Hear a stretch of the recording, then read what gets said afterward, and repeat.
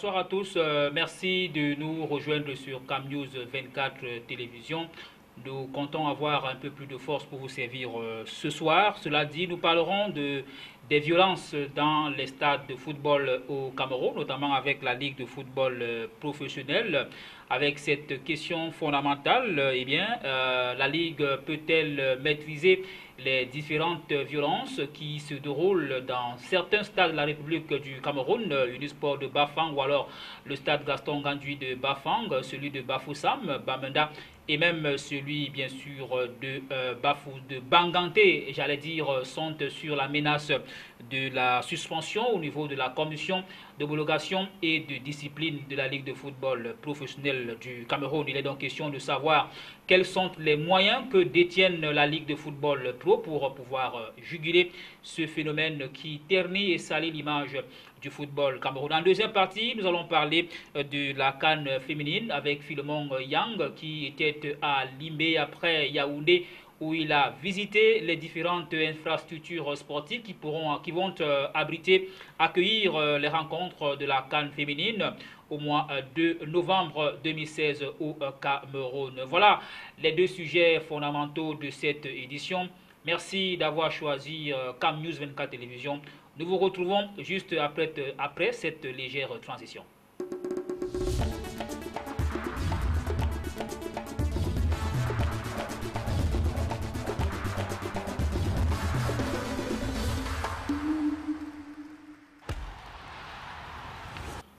Voilà, merci infiniment encore et bienvenue donc à la télé. On va aller retrouver nos invités. Ils seront de ce jour.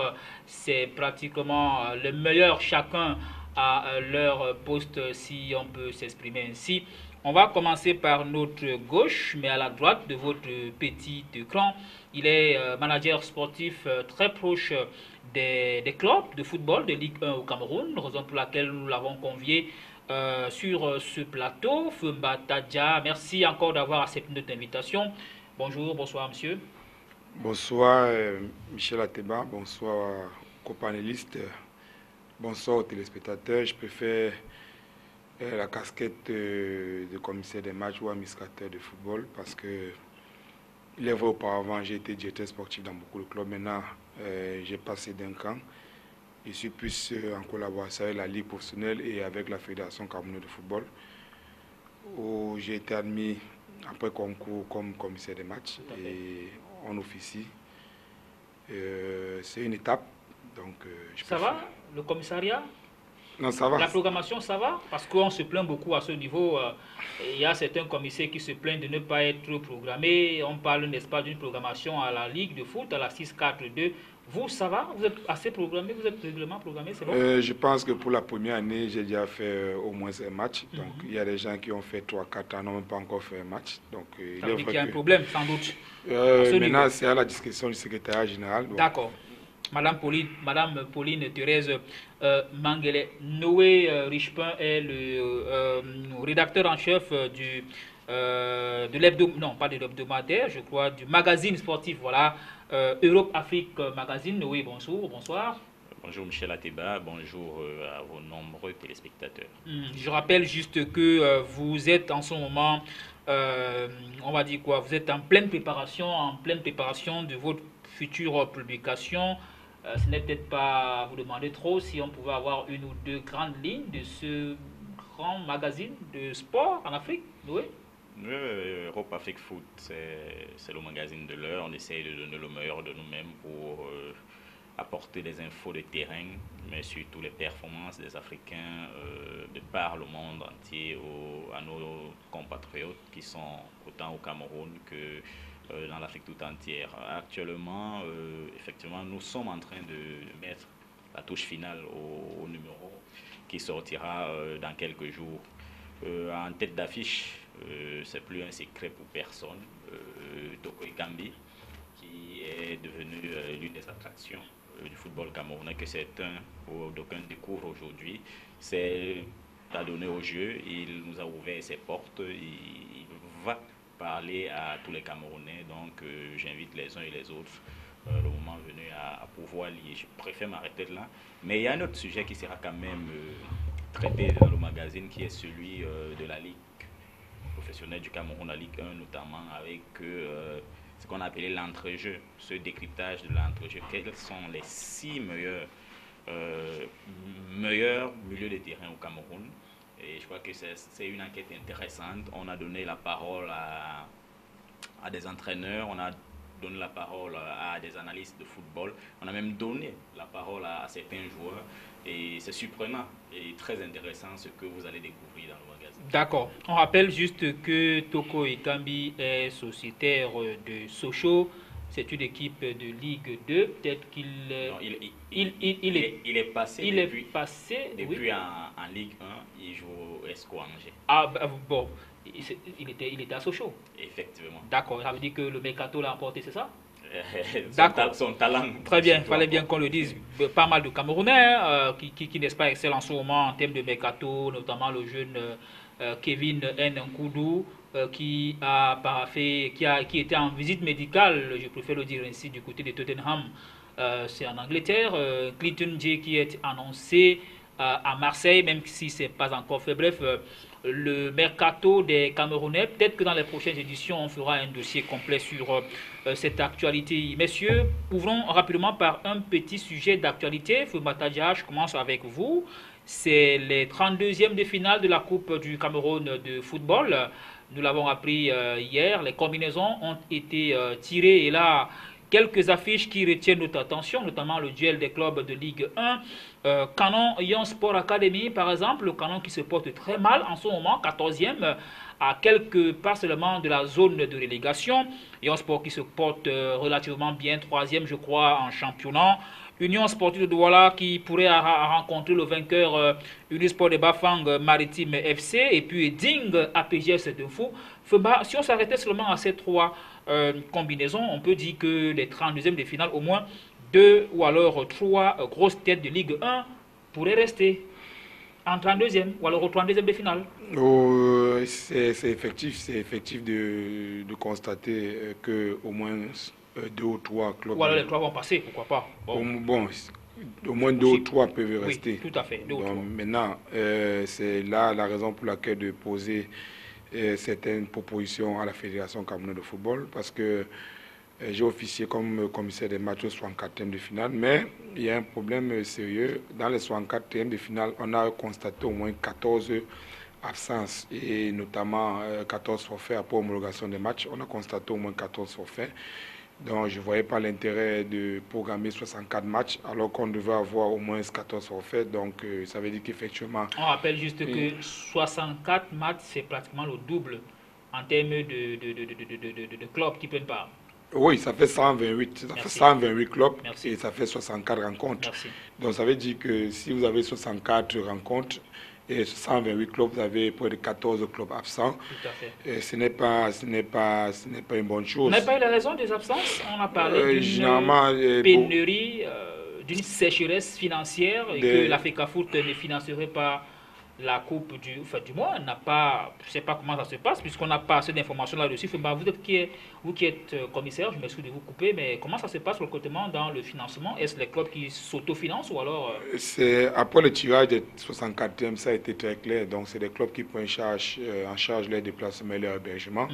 Donc il n'y a pas de problème. Mais il s'avérait qu'il y a eu un problème de communication. Donc beaucoup de clubs ont donné la raison qu'ils n'ont pas été... Un problème de communication? Qui n'ont pas été informés à temps. Donc, qui devait être informé par qui? C'est généralement la fédération, l'organisatrice. Madame Fotso, sans doute, était encore... Je ne sais pas forcément Madame Fotso, c'est l'organisatrice des compétitions qui devrait en principe, de la compétition, qui devait en principe informer les clubs au moins dans les 72 heures. Donc le secrétaire général. En principe. Donc on accuse d'être un peu amorphe. Bon, là, ce sont vos propos. D'accord, ils sont les miens. Ce sont des constats qu'on fait pour améliorer, pour qu'au 32e, on ne soit pas. Mais maintenant, on constate quand même qu'il y a eu une amélioration parce que le tirage a été fait aujourd'hui et les programmations sont déjà... Hier, et les programmations sont déjà faites sur le site de la FECAFOOT à ce jour. Ça veut dire que les clubs sont déjà informés bien en avance et on aura de moins en moins ce genre de situation. D'accord. Mais c'est aussi déplorable quand même de voir des grosses cadors du championnat camerounais tomber, sortir en cette étape. Vous Parce êtes que, ceux qui vont sortir là. C'est vrai mais que parce que déjà entre, au 64e, il y en a qui sont sortis. Hein. entre 64e, il n'y a que Botafogo qui est absent. Voilà, Qui est absent. Qui est absent, Botafogo n'a pas joué. D'accord. Donc, mais vous voyez, rencontre comme Canon, Yon Sport de Bamenda, Au moins c'est quand même une grosse, c'est quand même 2 clients de la Coupe du Cameroun. Tout à quand fait. même. Et il y a Dommage. cela, et quoi, 3 ou 4 ans, la même opposition s'est faite En finale.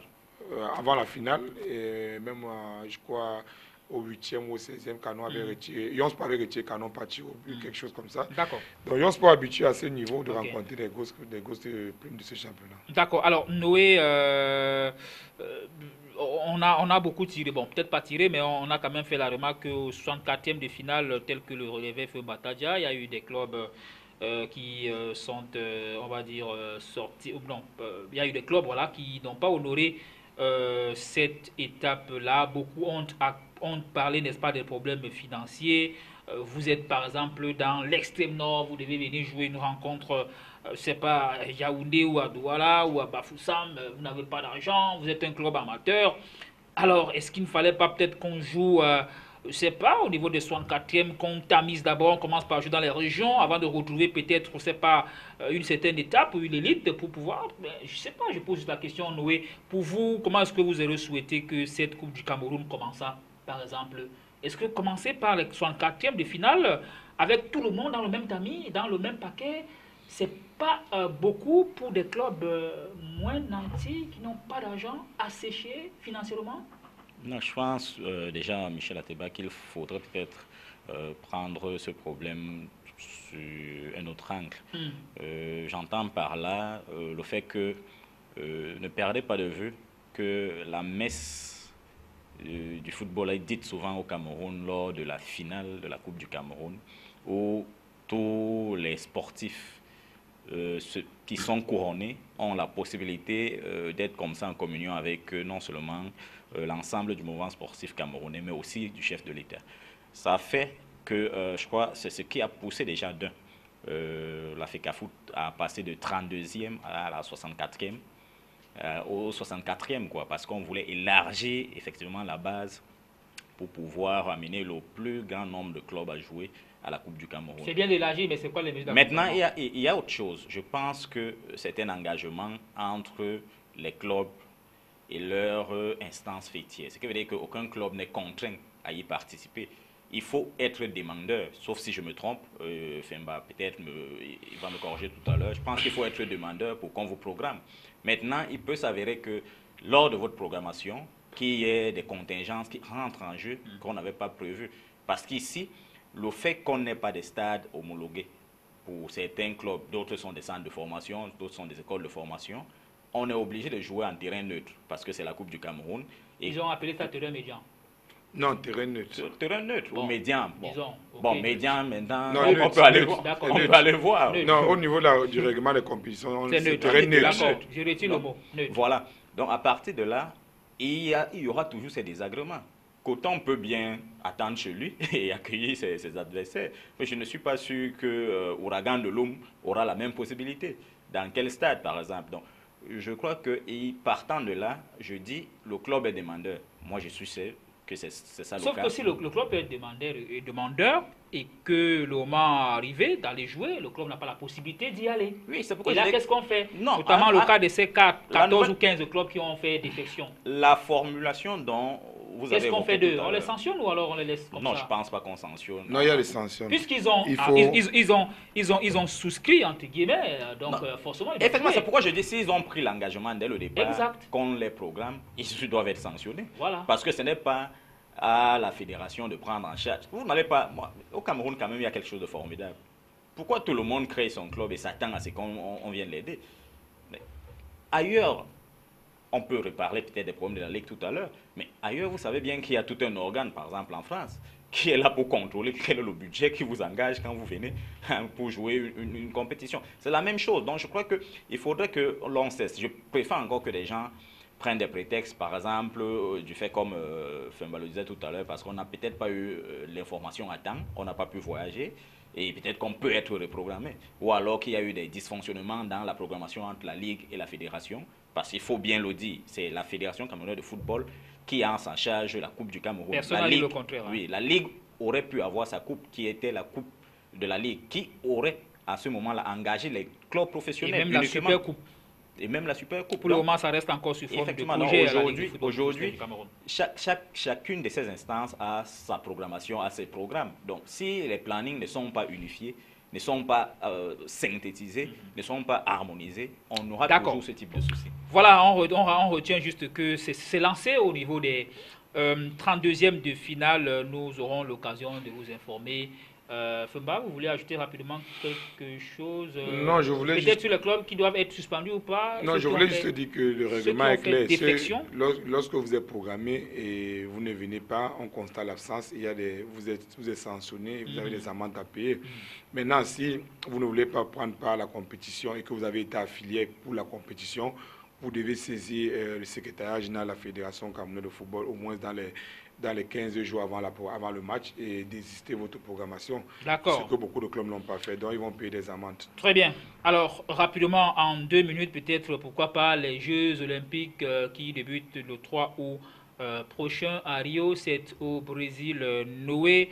L'Afrique se fait toujours illustrer, et plus précisément le Cameroun. On a en souvenance les derniers JO, je crois, c'était du côté de Londres en Angleterre, où il y a eu le plus gros nombre de fugues. La fugue, c'est quoi? Ce sont ces athlètes qui arrivent en Occident, décident de prendre la poudre d'escampette, carrément. Noé fils Hamad Kalka Bamalboum, le président du comité national olympique et sportif du Cameroun, qui a fait donc une réunion, il aurait mis les points sur les i. Est-ce qu'on peut donc dire que comme cette fois-ci, notre délégation elle est un peu circonscrite, c'est-à-dire restreinte, je crois que là je parle français, est-ce qu'on pourrait ne pas assister à des fugues cette fois-ci également, c'est ça? Non, je pense que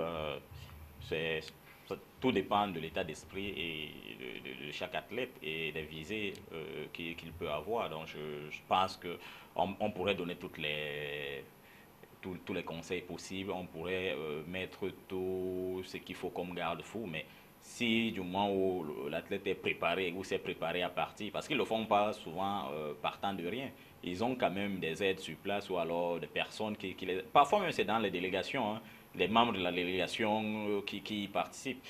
Je sais qu'à un moment donné, quand on va en compète, on essaye de prendre les passeports et autres, fait tout ce qui est comme documentation officielle de ces derniers pour garder dans un même coin et ne s'en servir qu'au bon moment ou alors quand il y a eu une opportunité qui se présente. Mais ce n'est pas possible. Je le dis pourquoi? Parce que, sachez-le Michel Ateba, quand on peut prendre l'exemple de nos frères qui prennent la route chaque fois. Et quand ils vont, ils ne prennent pas forcément leur carte d'identité pour aller présenter aux gars de frontière et dire « je suis Camerounais, je viens dans votre pays ». Donc je dis, les gens sont préparés. Aujourd'hui, on a 12 athlètes qui y vont. N'oubliez pas aussi que c'est un souci ou alors un problème au niveau économique. Parce que ces athlètes ne sont pas pris en charge pour la plupart. C'est les jeunes qui s'entraînent par leurs propres moyens ou alors qui ont des moyens insuffisants. Donc, chaque fois qu'il y a des sirènes de l'Occident qui les attirent, où ils pensent qu'ils ont la possibilité de vendre leur talent, on n'y peut rien. Moi, je pense que c'est plutôt au niveau du CNOC qu'on devrait prendre des mesures pour accompagner ces jeunes à mieux s'exprimer. Justement, alors, Fembataja, je vais prendre, n'est-ce pas, Noé fils... Noé Richemont, autant pour moi au mot, ces garçons s'entraînent dans des conditions extrêmement exécrables et difficiles. Ils n'ont pas de moyens et là, on leur ouvre les portes pour aller à Rio. On leur dit, au même moment, on leur demande de ne pas fuguer.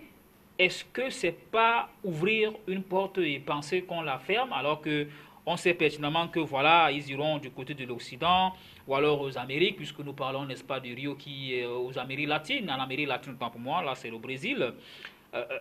C'est quoi le discours? Quel devrait être le discours? Vous avez des athlètes, vous savez très bien que vous ne les encadrez pas, ou alors que vous les encadrez, mais pas suffisamment. Ils vont partir dans un milieu où, là-bas, on tient compte de tout ça. Est-ce que c'est pas jouer un peu avec le feu de Mataja? Je pense que la problématique est mal posée. Le comité olympique devait se poser plutôt la question de savoir qu'est-ce qu'on fait pour que nos athlètes puissent performer, qu'est-ce qu'on fait pour mettre nos athlètes dans des conditions optimales, qu'est-ce qu'on fait pour conserver au maximum nos athlètes.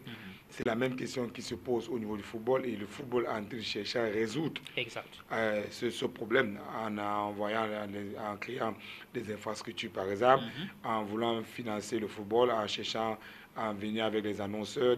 Donc il y a beaucoup de mesures d'accompagnement sur le plan financier qui permettront peut-être dans les années à venir de moins en moins de voir nos footballeurs sortir. C'est la même chose qu'on devrait faire dans d'autres disciplines sportives. Comme pour dire que ça ne sert à rien de leur demander de ne pas s'enfuir alors qu'on sait pertinemment qu'on ne les encadre pas. Qu'est-ce que vous voulez, Michel? Un jeune qui sort de ça, par exemple, qui se prépare n'a pas vu le métro, sur du ciment, et tout ça. Même, qui se prépare sur du ciment, trouve un complexe assez hyper moderne, trouve les conditions minimales, qui peuvent permettre à optimiser son rendement.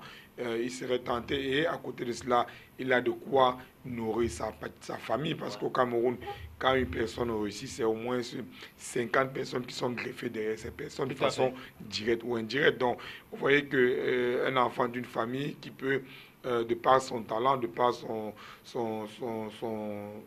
choix pour le sport, peut aider toute une famille, c'est une très bonne chose. Maintenant, je ne suis pas d'accord des fugues, mais les conditions dans lesquelles... Est-ce que la question c'est être d'accord ou pas? Non, on peut ne pas être d'accord. Comment faire? Je crois que là, vous commencez à répondre à la question. Comment faire pour éviter les fugues? Et vous disiez justement qu'il faut que les conditions au moins minimum soient requises pour que les garçons ne puissent pas fuguer. Parce qu'en fait, il faut qu'on le dise, on ne fugue pas parce qu'on veut, mais on fugue parce qu'on veut trouver, n'est-ce pas, mieux ailleurs, je crois. Non, c'est ça, on veut trouver mieux ailleurs. Même si on peut s'épargner sur le plan financier, sur le plan infrastructurel, au moins sur le plan sportif, on peut s'épargner en se targuant d'avoir fait une bonne carrière. Donc, au Cameroun, il n'y a pas de perspective. Il y a du talent brut, mais ce talent brut n'est pas façonné pour être un talent à la mesure internationale. Voilà, on rappelle juste que la délégation camerounaise sera constituée de moins de 50 personnes du 3 au 21 août à Rio de Janeiro au Brésil. 54 délégations africaines vont tenter de monter sur le podium.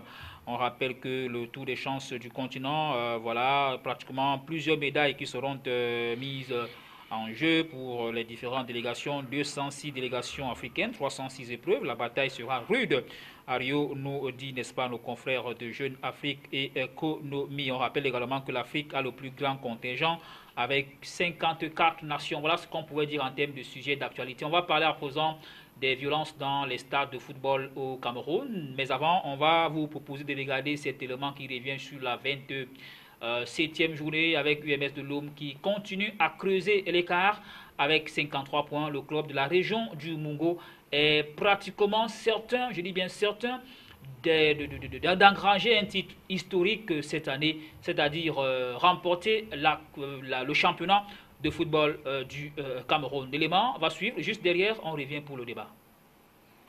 À 8 journées de la fin du championnat et avec 9 points d'écart sur Unisport de Bafang et Yon Sport Academy, UMS de Lome, 53 points, est en train de tisser sa toile.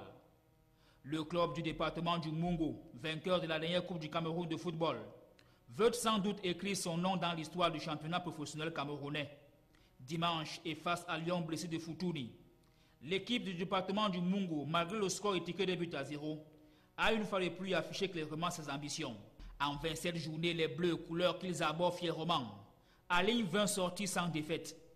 À domicile comme à l'extérieur, l'équipe enchaîne victoire et multiplie les matchs nuls.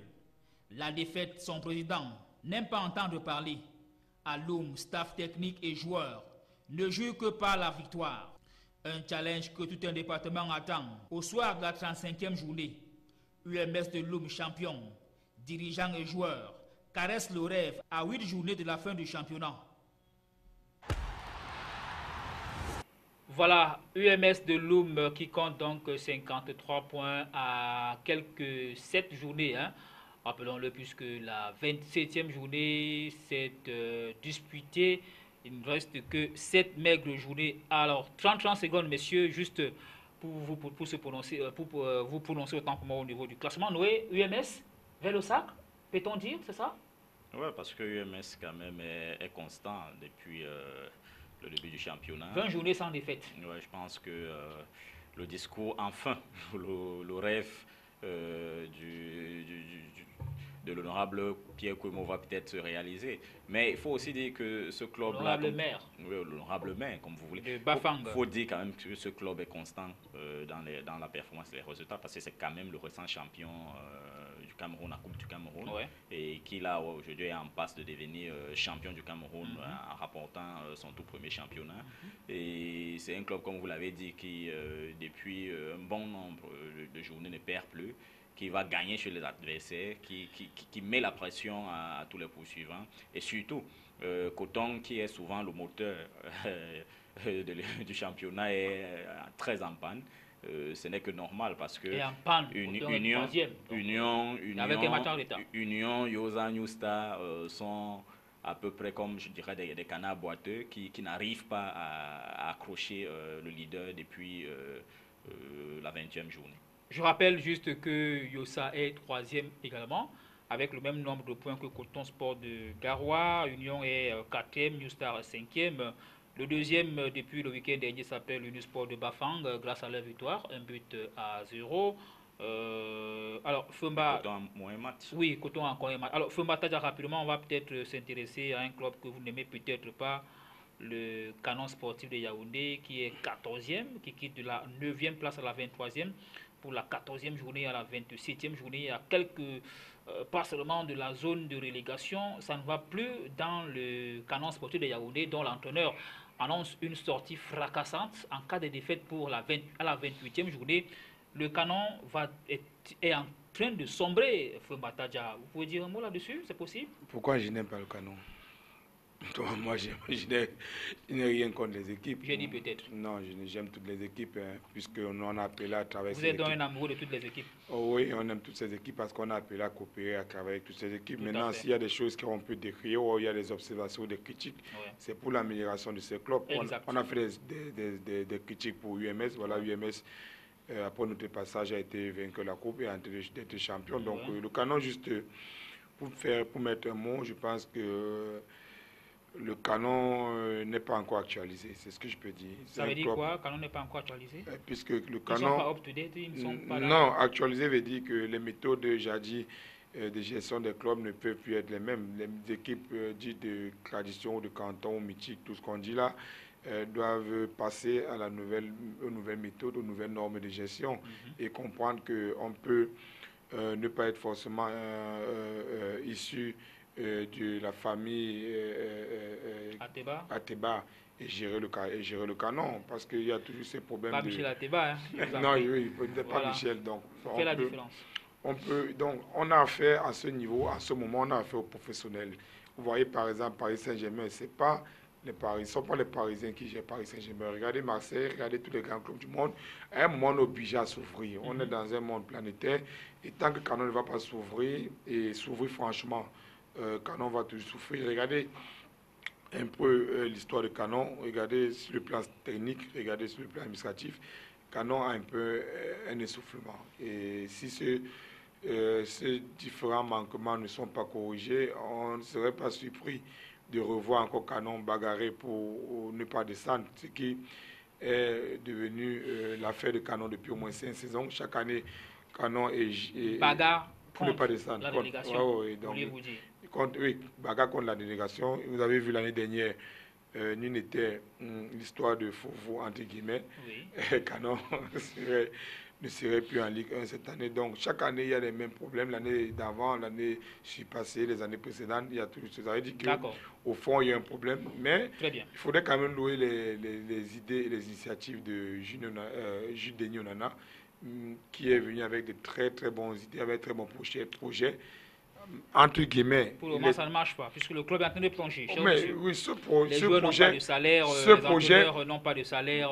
C'est vrai que c'est la panade de tout le club. C'est pour corroborer ce que c'était pour mettre de l'eau à ce que je suis en train de dire. Oui, ce projet a été noyé par des considérations ethniques et tribales. Je rappelle qu'on en a également Betty, hein, donc... Non, je sais de quoi il parle. Bon, je sais de quoi je parle. Il a influencé par beaucoup. Il est influencé? Il a influencé. Ah, d'accord. Il a influencé pas beaucoup sur le plan technique, sur le plan administratif, les choix des uns et des autres par des considérations ethniques et tribales. D'accord, on ne va pas dire plus. En tout cas, je ne vais pas dire plus. Noé, rapidement sur le Canon, un mot. Je rappelle que vous êtes un fils de Yaoundé. bon, vous avez vécu à Yaoundé, vous connaissez parfaitement, vous avez des amis là-bas. Alors, juste un mot rapidement sur le Canon. Non, déjà, j'ai eu la chance de vivre à quelque part du D'accord. stade Coloé, donc Ah, je suis canonnier oui, d'une le autre manière. canon qui En fait, sombre. le canon sombre, c'est quand même étonnant et détonnant parce que n'oublions pas que sur les 15 premières journées du championnat, le canon était tout à fait. avait Il était au top. Au top. Tout le monde célébrait déjà le retour du grand canon. Tout à fait. Le Cap Koum qui revenait, on se rêvait déjà à voir peut-être le canon devenir africain.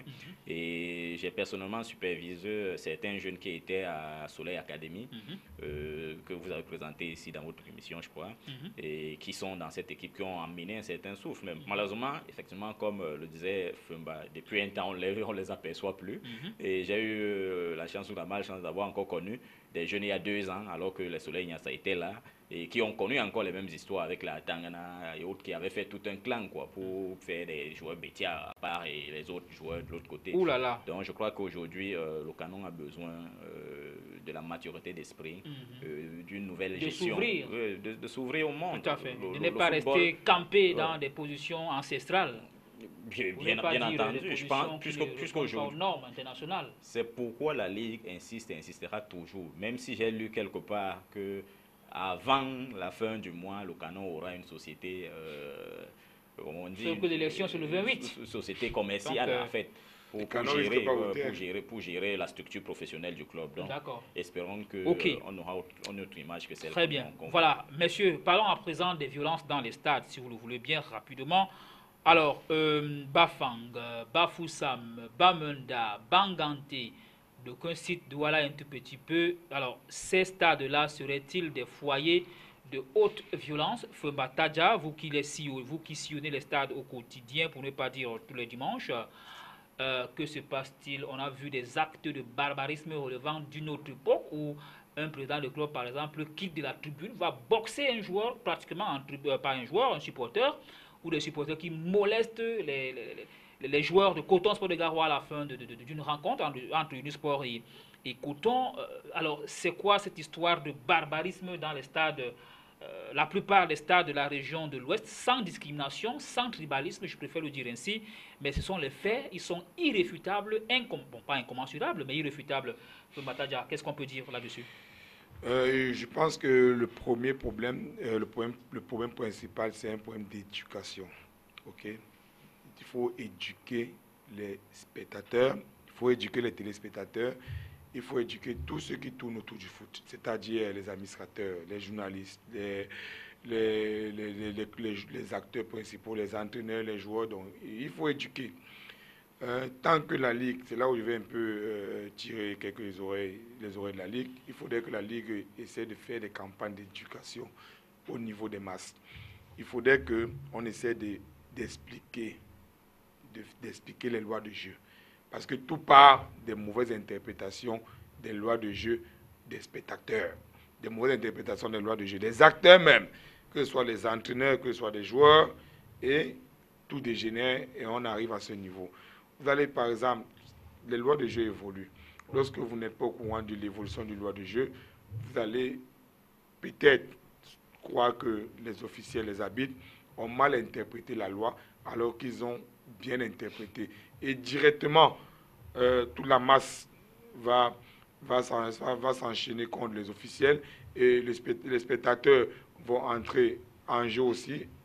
Du coup, ces arbitres ne pourront plus sortir sur l'aire de jeu, seront obligés d'être escortés et d'où les voies de fait sur les officiels. Donc à la base, il y a un problème d'éducation de tous ceux qui tournent autour du football. Lorsqu'on est éduqué et mettre en avant le fair play, savoir que les officiels sont des hommes, on peut se tromper et supposer qu'ils se sont trompés de bonne foi.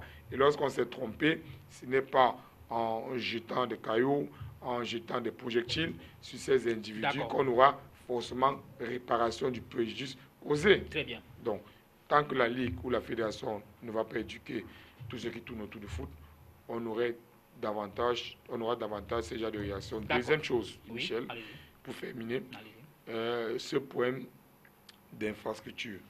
Lorsque on aura tous les stades on aura des infrastructures dans toutes les régions qui ont des clubs de Ligue 1 et Ligue 2, de plus en plus les officiels seront sécurisés.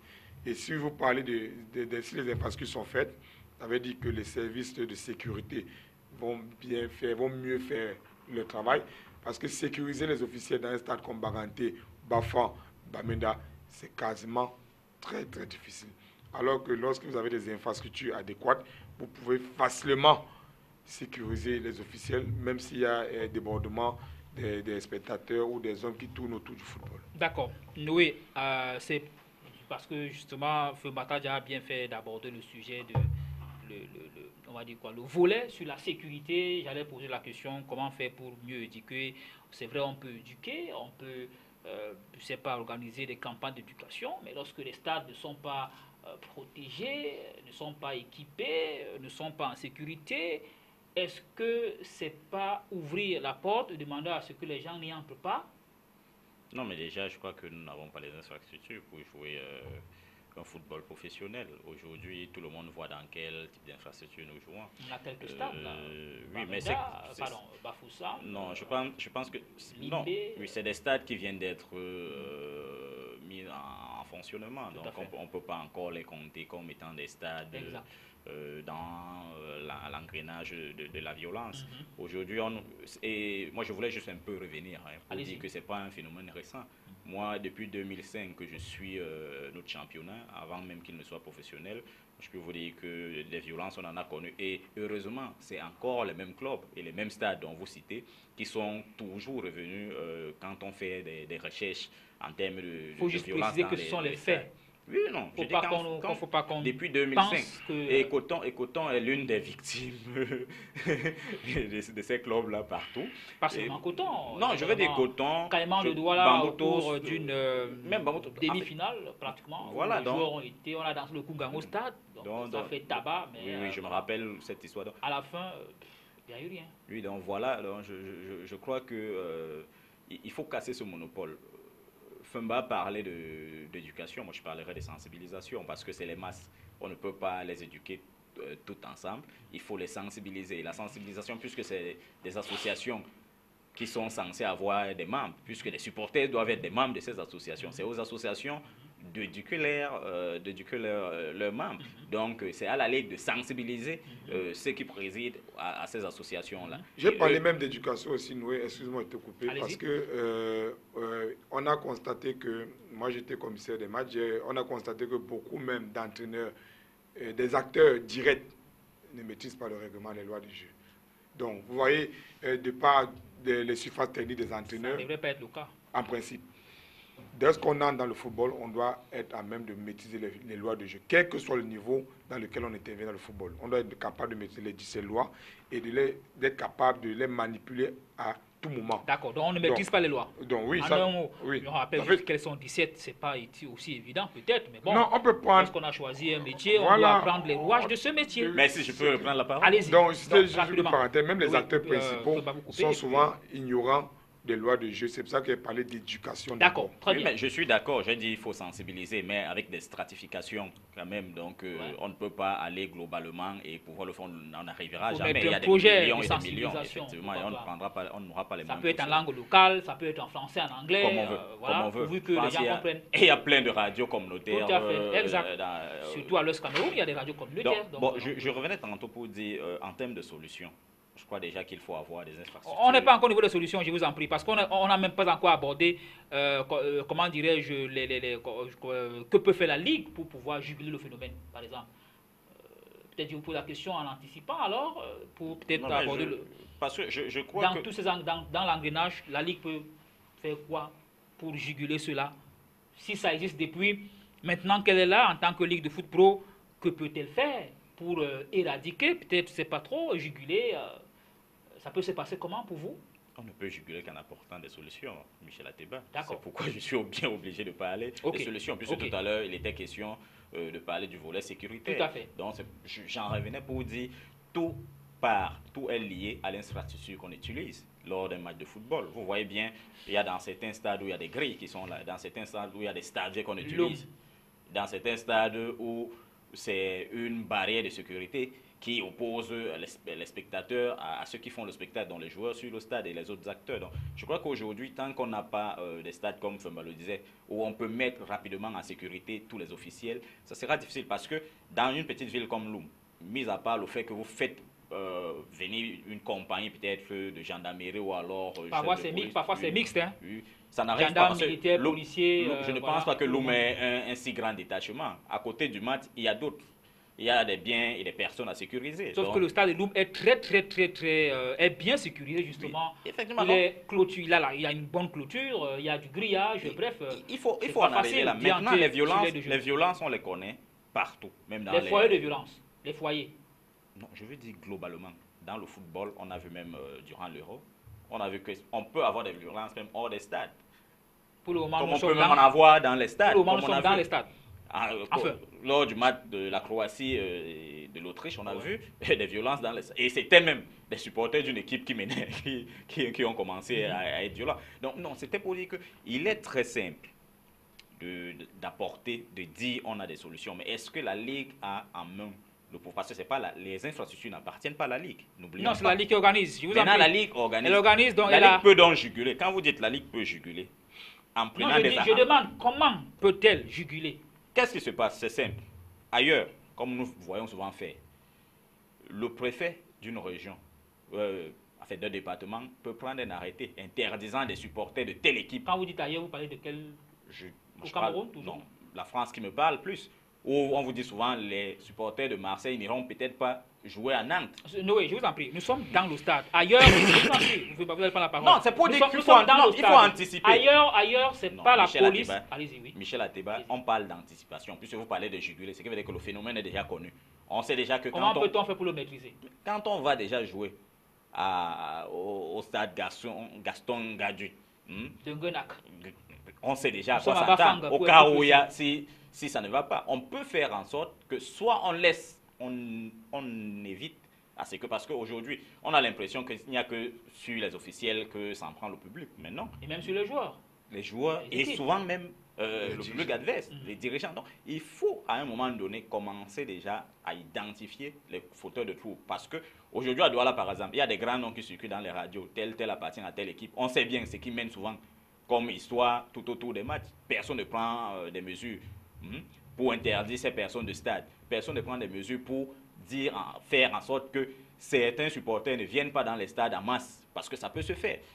C'est pourquoi je saluerai peut-être l'initiative de Lyon Douala qui a ses comités de soutien. Ce qui veut dire que si on se rend compte que le comité de soutien de Bepanda, par exemple, est celui qui crée le plus de problèmes, à certains matchs, on le soustrait. C'est comme ça qu'il faut faire. Très bien. Feu Batadia, la Ligue, comment est-ce qu'elle peut s'en prendre pour pouvoir... peut-être pas éradiquer, mais pour pouvoir apporter, n'est-ce pas, sa pierre pour, on va dire quoi, juguler le phénomène, n'est-ce pas, de violence dans les stades. Une ligue qui est l'organisatrice principale de ce championnat, mais qui n'a pas certains outils, justement, pour pouvoir maîtriser, puisque la ligue est obligée de travailler avec les forces de l'ordre, nous le voyons souvent. Même si, je le rappelle, ce n'est pas très recommandé, encore moins recommandable, que les hommes en tenue soient postés dans le stade ou alors dans les stades de football. Les hommes en tenue, c'est hors du stade. À l'intérieur, c'est des stadiers, c'est des hommes, c'est des sociétés de sécurité. Bon, nous ne sommes pas encore à ce niveau-là en Afrique, peut-être. Avant de répondre à la question, il faudrait que c'est un volet très important qui intervient dans la formation du commissariat des matchs, parce que le volet sécurité, puisque le commissaire des matchs est responsable de l'organisation, il est délégué par la Ligue professionnelle ou bien par l'organisatrice de la compétition. Maintenant, au niveau international et au niveau national, la sécurité a ses principes qu'au Cameroun, nous ne pouvons pas entièrement respecter parce que nous sommes limités faute des moyens en général, faute d'infrastructures, parce que sous d'autres cieux... Non, pas faute de moyens. Faute de moyens, je m'explique. Non, pas faute de moyens. Faute peut-être, parce que quand vous dites faute de moyens, ne me dites pas qu'il n'y a pas de l'argent. Faute d'infrastructures d'abord, il faut des moyens. Parce que l'organisme de la sécurité... Non, on ne veut pas mettre les moyens à la disposition de ceux qui peuvent faire le travail. Non, je pense un peu, je vous prends un exemple simple. Si vous prenez un stade... Parce qu'on peut former des stadiers au Cameroun. Si vous prenez un stade comme un stade de 10 000 places, ok, ou dans les normes FIFA, on vous dit un stadier, par exemple, dans chaque bloc. Un stadier pour 200 à 250 spectateurs. C'est possible. Donc, ça veut dire que si on prend un stadier à 250 spectateurs, pour 10 000 places, ça fait 400 stadiers. Ouais. OK. Si on prend 400 stadiers, on prend une rémunération minimale, même de 5 000 francs pour le match. Je prends le minimal. Allez-y. 400 francs fois 5 000 francs, vous voyez, on est déjà de 2 millions. C'est pas de l'argent, il y a de l'argent pour ça. Je suis d'accord. Pour un match, vous avez 2 millions. C'est possible, puisque les 2 millions là, je suis d'accord. des clubs qui Alors, utilisent faisons la pas les présidents des projection. clubs. Un match, La Ligue ou une alors, rencontre, la fédération qui une rencontre, vous avez 2 millions de francs. Oui. Et en une journée, on programme 9. Ça fait 18 millions par journée Oui. pour la Ligue 1. Tout à fait. Si vous faites x 34... Ça dépend de ce qui entre. Non, soyons réalistes. Allons-y, il faut pas. Avec le budget... Allez-y, c'est pas un débat entre vous. Voilà, avec le budget que la Ligue a, il est quasi impossible. Il est quasi impossible d'être selon les normes de la FIFA. La Ligue n'est pas obligée d'avoir ces stadiers-là. Les stadiers peuvent être à la fédération et que la fédération affecte. Quel que soit l'endroit, les stadiers seront renumérés pour la tâche. Tout à fait, tout à fait. Et il y a plus le minimum, 5 000. C'est le minimum pour un stadier. Le Vous minimum. pensez que c'est un problème de moyens alors? On a un problème on est limité par les moyens. La Ligue sait ce qu'elle a fait. D'accord. Mais elle est limitée par des moyens. Donc elle ne peut rien à ce niveau. Elle ne peut rien. Pour vous, elle ne peut rien. Elle ne peut rien pour se mettre au niveau normal. Donc la Ligue ne peut rien pour empêcher que à Bafang, à Bamenda, c'est pas à Bouddha, non, pas à Bouddha, à Baganté, que les supporters n'entrent pas au stade après le match. Là, c'est par rapport aux normes. Les joueurs, c'est ça? Les normes disent qu'il faut des stadiers, il faut une sécurité. Parce que la FIFA a ses experts en sécurité. Exact. Et la CAF a ses experts. Oui. Également, la Fédération camerounaise a ses experts, puisque les matchs de Lyon. Elle ne devrait pas avoir des experts en sécurité. Non, elle en a. Chaque fédération a des experts en sécurité formés. Des stadiers ou des experts? Je dis experts en sécurité. Formés pour former les stadiers, c'est ça? La sécurité n'est pas seulement au niveau des stadiers. Ce n'est pas que les stadiers. Je préfère qu'on les reste stadiers, c'est un élément. C'est comme on parle de sécurité. Je vous en prie, nous sommes à la télévision et c'est en direct, je vous en prie, ne soyez pas désagréables. Je préfère que nous restons dans les stades. Bafang, Bamenda, Banganté. Qu'est-ce que la Ligue peut faire pour que les gens après le match n'entrent plus au stade pour boxer les joueurs? Justement, pour savoir ce que la Ligue peut faire, Michel, il est opportun que... Ou alors il ne peut rien faire. Il est opportun que les spectateurs sachent qu'est-ce qui est d'abord prévu. Vous l'avez déjà dit, Fomataja. Maintenant, je demande que peut faire la Ligue? Maintenant, face aux normes, la Ligue est limitée par les moyens. Maintenant, face aux moyens de bord, qu'est-ce que la Ligue peut faire? Les moyens de bord, c'est quoi? Les policiers? Les moyens de bord, c'est les policiers. Les gendarmes? C'est les gendarmes. OK? Ces mêmes personnes, policiers et gendarmes, il y a des autorités, il y a des commissariats de gendarmerie où la Ligue paye pour qu'ils soient là. Ils ne viennent pas. Elle ne paye pas avant.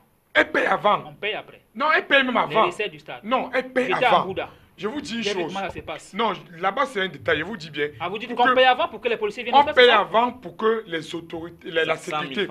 On paye avant, le montant maintenant c'est à votre discrétion, mais je vous dis la Ligue paye avant. La police, la gendarmerie, la sécurité pour qu'elle soit avant. Non, pas la gendarmerie, la police. Dépendant parce que les gendarmes ne sont pas bon. Non, ça dépend. Dépendant des localités. Tout à fait, exact. Donc je dis la gendarmerie, la gendarmerie ou la police, ouais, pour qu'elle vienne avant couvrir sur le plan de sécurité la rencontre. Tout à fait. Une rencontre prévue à 15 h.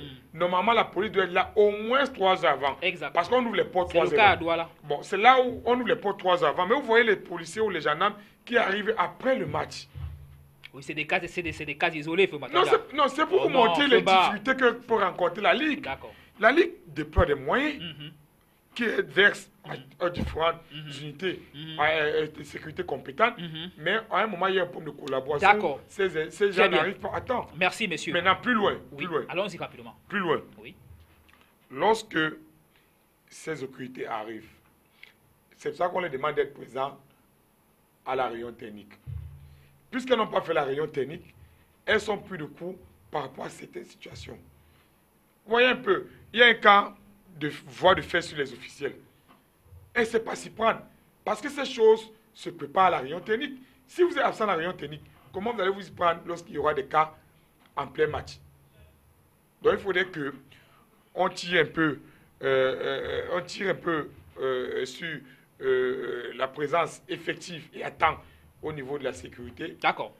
Lorsqu'elles sont conviées, qu'elles arrivent au moins 3 heures. Merci, monsieur. Avant. Merci infiniment, monsieur. Alors, maintenant, très, très rapidement, Noé, que peut-on attendre des stades comme Bafang, Bamenda, Banganté et même Bafoussam.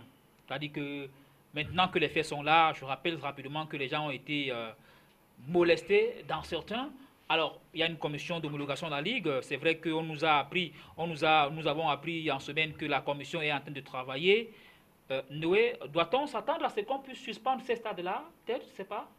Suspendre, c'est un peu osé du moment où on n'a pas... C'est une question, il y a un point d'interrogation. Oui, c'est ce que suspendre, c'est un peu osé du moment où on n'a pas des stades en plus. Ou alors faire jouer les matchs. Peut-être faire jouer les matchs en... C'est effectivement, moi j'en arrivais, aller dans ce qui est radical, faire jouer ces matchs à huis clos, puisqu'on n'en connaît pas chez nous. Et c'est ce que j'expliquais tout à l'heure, en parlant du fait que le préfet peut faire un arrêté interdisant certains d'aller au stade, ou même tous les supporters d'un club de s'y rendre et faire jouer le match à huis clos. Voilà une amorce de solution. Surtout que pour éduquer, il faut aussi commencer par avoir la peur du gendarme. Aujourd'hui, si... c'est le début de la sagesse. Effectivement, si certains n'ont pas... C'est parce qu'effectivement, soit ils manquent d'éducation, soit ils n'ont pas été sensibilisés, soit ils ne savent pas qu'ils ne sont pas dans leur droit quand ils font certaines choses. Tout à fait. Maintenant, entre la passion peut faire emporter certains... Sauf que quand c'est récurrent, ce n'est plus la passion. C'est pourquoi je disais tantôt, je faisais cette historique que depuis 2005, c'est les mêmes stades qui reviennent à chaque fois qu'on parle de violence au Cameroun. C'est des foyers pratiquement de violence. De violence. Donc aujourd'hui, on n'a qu'une certaine reconnaissance, donc qui veut dire qu'il y avait déjà un problème. Donc à l'autorité de prendre les solutions. Très bien. Fumba, vous êtes de la Ligue de football. Vous êtes commissaire de match. Oui, nous sommes de la Ligue. D'accord, vous êtes de la Ligue. J'assume. J'ai cru... Non, c'est sur la Ligue. Puisque quand il était commissaire, j'ai suis délégué par la Ligue. Laissez-moi poser la question, Fumba Tadja, ne m'acculez pas. Alors Fumba Tadja, on doit faire quoi des stades de Bamenda, Bafoussam, Banganté et même Bafang, le stade Gaston Ngandui de Ngonak? Je pense que... Doit-on suspendre ces stades-là ou alors faire jouer des rencontres à huis clos? Parce que là-bas, c'est des barbares qui, parfois, ils vont voir les rencontres de foot, prêts à molester les arbitres de football, les joueurs et tout le monde, et tout. Rien de tout ça, parce que jouer à huis clos, ce serait encore... C'est quoi pour vous la solution? Ce serait détruire les clubs. C'est quoi la solution pour vous? Il n'y a pas d'entrée d'argent, la billetterie, c'est l'une des rentrées d'argent au Cameroun. Vous n'êtes pas très sûr, il y a beaucoup d'argent vers ce côté-là, je sais de quoi je parle. Il y a des gens qui vont au stade Feba. Oui, c'est ce qui est visible. Si on joue à huis clos, il n'y aura plus d'entrée d'argent. Oui, mais alors, si les gens sont barbares, on fait comment? Bon, maintenant, là, c'est là où les localités, il y a la décentralisation. Il faudrait que les mairies essaient de sécuriser les infrastructures. Avec quoi? Ah, mais il y a des moyens. En construisant... Non, il y a des moyens. Il y a des tunnels de sécurité. Il y a des tunnels de sécurité, par exemple. Tout à fait. On peut faire des tunnels de telle sorte que, aux sorties des vestiaires qui sont là, on peut récupérer directement. Regardez, par exemple, les matchs internationaux, lorsque les Lions jouent à Yaoundé, il y a un tunnel. Il y a eu un match où on a failli ne pas jouer parce qu'il n'y avait pas. C'est ça, les exigences internationales. Vous voulez qu'on le fasse dans les stades même des régions? on a fait un petit tunnel là. Après le cas de l'arbitre Aigle-Chan, Matelo Aigle-Chan. Non, c'était Dynamo Aigle-Chan, oui. Voilà. Où un joueur a... Après l'arbitre Benda, ou c'est quelque chose comme ça. Oui, qui a failli perdre... Qui a failli passer via quelque part. Et ça a amené l'autorité du stade à faire ce petit... D'accord. Donc vous demandez à la Ligue des autorités municipales de faire également ça? Oui, je demande à la Ligue, aux autorités municipales de chaque localité de veiller à ce que la sécurité... Parce qu'on dit bien, ce sont des stades municipaux qui appartiendraient effectivement à la municipalité de la localité. Donc vous demandez au maire d'être un peu plus présent, quoi. De ne plus fuir les responsabilités. Oui, de sécuriser les stades. Et deuxièmement, de continuer à éduquer ou de sensibiliser, comme d'accord, vous l'avez dit, ne revenons pas là-dessus. Et troisièmement, maintenant que la Ligue essaie de soumettre ce cas assez pressant au niveau de l'Assemblée générale pour que l'Assemblée générale valide, pour mettre des moyens, ou chercher des moyens pour vraiment mettre la sécurité au niveau international. Merci. Les normes internationales. Très bien. On va survoler le deuxième thème de ce soir. Rapidement, alors la CAN féminine au Cameroun, c'est dans quelques mois seulement. Nous sommes au mois d'août. La CAN, c'est en novembre au Cameroun. Le Premier ministre Philemon Yang a visité les infrastructures de Yaoundé, de Buea et de Limbé. Alors, on va commenter, je vous en prie, sur fond, avec le concours de la réalisation, sur fond, n'est-ce pas, de photos en bac. Noé, le PM est-il ou non, pas est-il? Le PM est rassurant, notamment du côté, n'est-ce pas, de la région du sud-ouest, Buea, Limbé. On s'active au quotidien et parfois nuitamment. Non, je crois qu'il n'est pas le seul à être Monsieur Philemon Yang est rassurant. Il n'est pas le seul à être rassurant. Il est même rassuré. Michel Ateba, je dis, il n'est pas le seul à être rassurant. Joseph-Antoine Bell qui fait Merci à la RIA partie, pour les images. du comité de préparation de ces cannes-là. Lui-même, j'ai lu l'une de ses interviews chez des confrères où il a rappelé que quand les gens font des efforts pour en fait, préparer le Cameroun à mieux accueillir un tel événement, il faut le saluer et qu'il n'a pas besoin de dire que les choses ne marchent pas quand il voit que tout va bien, ou du moins tout n'est pas encore rose, mais tout va dans ce sens. Donc je crois que quand on voit les images quand même, on a au moins 2 stades qui sont sortis de terre. Parce que moi, le stade de Yaoundé, vous savez, je reste un peu sceptique et pessimiste qu'il va être utilisé pour la CAN. Mais tout est possible. Mais on a quand même une solution. On a une solution B, parce que c'est ce qu'on demande à tous les pays. Si Yaoundé ne peut pas fonctionner, au moins on sait que Bafoussam est là, on sait que Limbé est là. Peut-être Bafoussam a un petit souci qui est celui les voies d'accès. Peut-être pas forcément les voies d'accès, surtout côté logement, restauration, qui pose un problème. Et peut-être les stades annexes pour les entraînements. Pour Limbé, moi, ce n'est pas une exclusivité. Hein. Il y a au moins 2 clubs qui vont loger à Douala, donc qui vont s'entraîner à Douala. Donc il n'y a rien à faire. Moi, je pense quand même que c'est une bonne chose que l'OPM soit descendu, parce que c'est quand même lui qui pilote ce comité de préparation. Mataja, le PM est rassuré, il rassure, on l'a assuré et nous aussi nous sommes rassurés. Vous également, vous êtes rassuré? Rassuré. C'est rassurant? C'est qu'on voit là? C'est partagé. C'est mitigé, vous voulez dire? Oui, mitigé, mitigé, c'est Vous savez, le français parfois peut avoir des tournures. Ah oui, surtout qu'on a fait un capitaine. Oh non, je vous en prie, je ne maîtrise pas la français. française. C'est celui qui parle le passage. Allons-y, Mataja, droit au but. Donc, on voit quand même, on comprend que les autorités camerounaises ont eu une écoute aux différentes sorties des médias, parce qu'il y a cela 2 ou 3 mois. Ouais. On n'était pas. On a tiré à boulet rouge.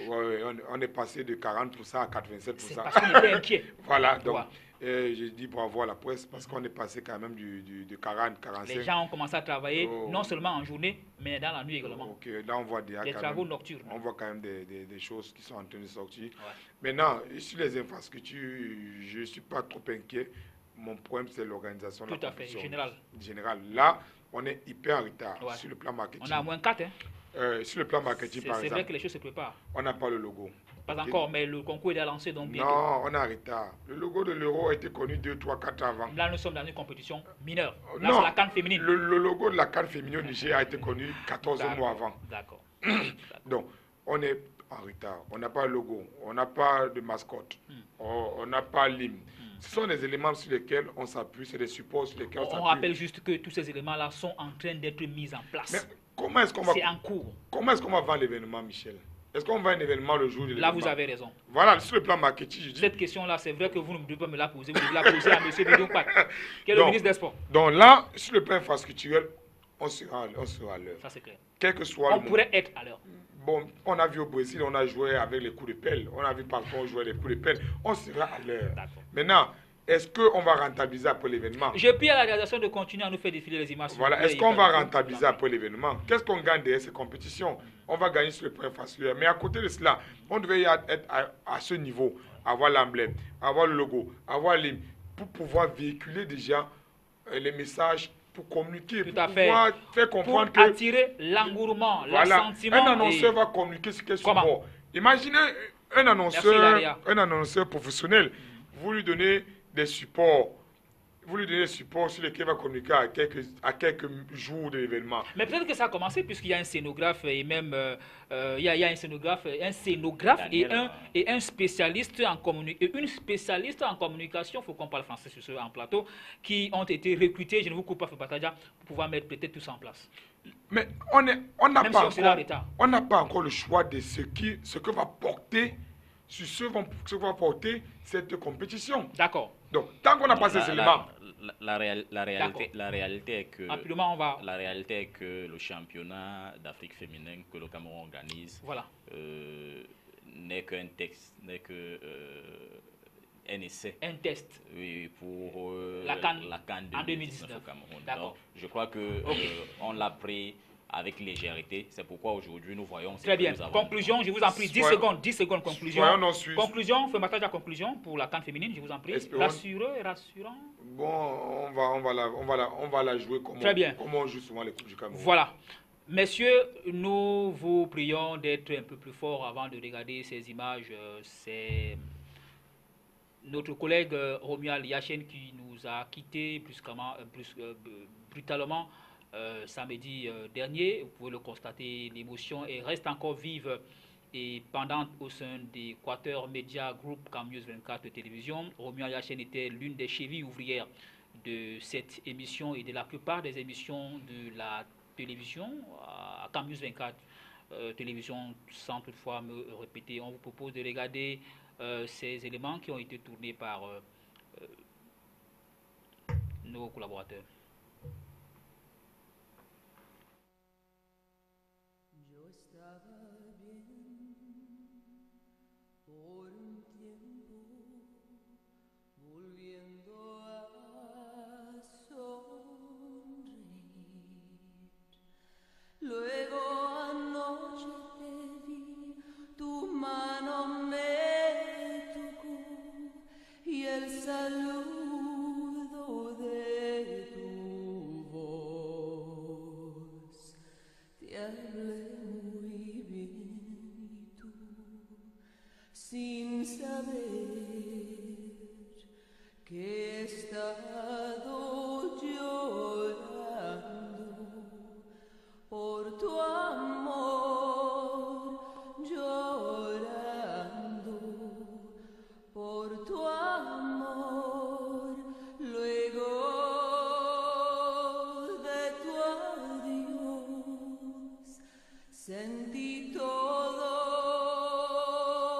mi dolor, sola y llorando, que te quiero aún más, mucho más que ayer. Dime tú qué puedo hacer, no me quieres ya y siempre estaré llorando por tu amor, llorando por tu amor. Tu amor se llevó todo mi corazón y quedó llorando, llorando, llorando, llorando, llorando,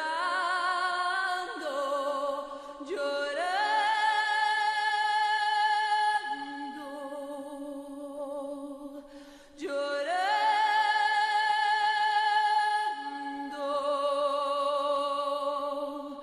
por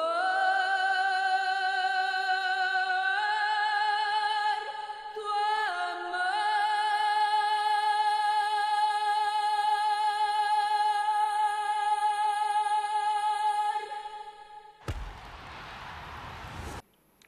Voilà.